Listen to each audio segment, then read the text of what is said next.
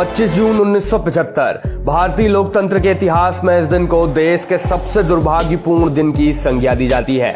47 साल पहले आज ही के दिन देश के लोगों ने रेडियो पर एक ऐलान सुना और मुल्क में ये खबर फैल गई कि सारे भारत में अब आपातकालीन की घोषणा कर दी गई है। 47 साल के बाद भले ही देश के लोकतंत्र की एक गरिमामय तस्वीर सारी दुनिया में प्रस्तुत हो रही है, लेकिन आज भी अतीत में 25 जून का दिन डेमोक्रेसी के लिए काले अध्याय के रूप में दर्ज है। 25 जून 1975 से 21 मार्च 1977 के बीच देश में 21 महीने तक का आपातकालीन लगाया गया था। तत्कालीन राष्ट्रपति फरूखुद्दीन अली अहमद ने तत्कालीन प्रधानमंत्री इंदिरा गांधी के नेतृत्व वाली सरकार की सिफारिश पर भारतीय संविधान के अनुच्छेद 352 के अधीन देश में आपातकालीन की घोषणा की थी। 25 जून और 26 जून की मध्य रात्रि में तत्कालीन राष्ट्रपति फरूखुद्दीन अली अहमद के हस्ताक्षर करने के साथ ही देश में पहला आपातकाल लागू हो गया था।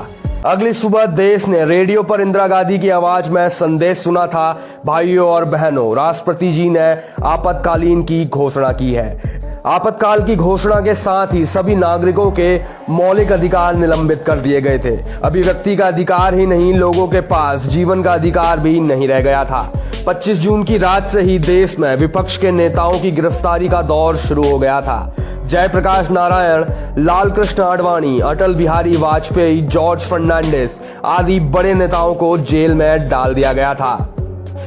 आपातकाल के बाद प्रशासन और पुलिस के द्वारा भारी उत्पीड़न की कहानियां सामने आई थी।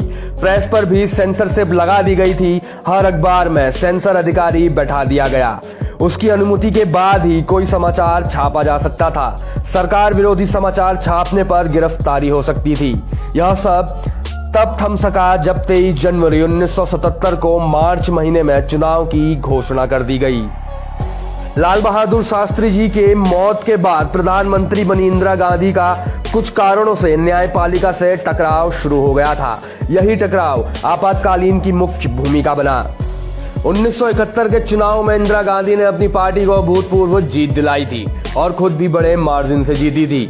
खुद इंदिरा गांधी की जीत पर सवाल उठाते हुए उनके चुनावी प्रतिद्वंदी राजनारायण ने 1971 में अदालत का दरवाजा खटखटाया था।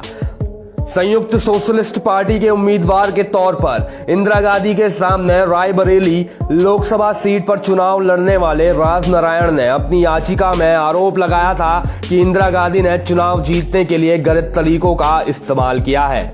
मामले की सुनवाई हुई और इंदिरा गांधी के चुनाव को निरस्त कर दिया गया। इस फैसले से आक्रोशित होकर इंदिरा गांधी ने इमरजेंसी लगाने का फैसला किया।